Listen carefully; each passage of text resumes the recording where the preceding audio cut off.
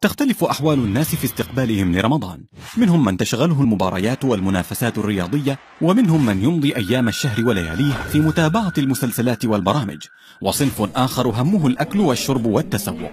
وكثير من الناس يمضي رمضان في النوم والراحة، فيقبل عليه شهر الخير وينقضي دون الاستفادة منه. يقول عليه الصلاة والسلام: رغم أنف رجل دخل عليه رمضان ثم انسلخ قبل أن يغفر له.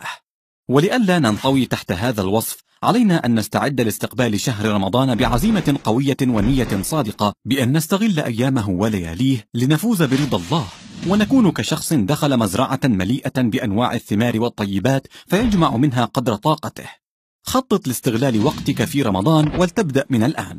هل تعلم أن عدد ساعات شهر رمضان 720 ساعة فقط، يذهب فيها ما يقارب 660 ساعة بين نوم وأكل وشرب وزيارات وغيرها من أعباء الحياة المختلفة، ولا يتبقى لك سوى 60 ساعة تعادل 5 أيام فقط؟ لذلك تذكر أن وقتك ثمين فلا تضيعه فيما لا طائل منه. احرص على صلاة التراويح في المسجد. قال عليه الصلاة والسلام: من قام مع الإمام حتى ينصرف كتب له قيام ليلة. واجعل شعارك في رمضان: لن تفوتني تكبيرة الإحرام، فلا يؤذن المؤذن للصلاة إلا وأنت في المسجد.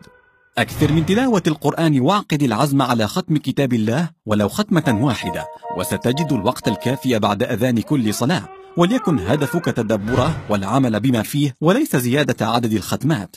في شهر رمضان 10 ليال من أعظم ليالي العام، وفيها ليلة خير من 1000 شهر. الكثير منا يضيعها في التسوق والتجهز للعيد، لذلك أنصحك بإنهاء كل هذه المشاغل من الآن قبل دخول رمضان، وإملاء وقتك بالذكر والدعاء طيلة الشهر الكريم، فأبواب السماء مفتوحة.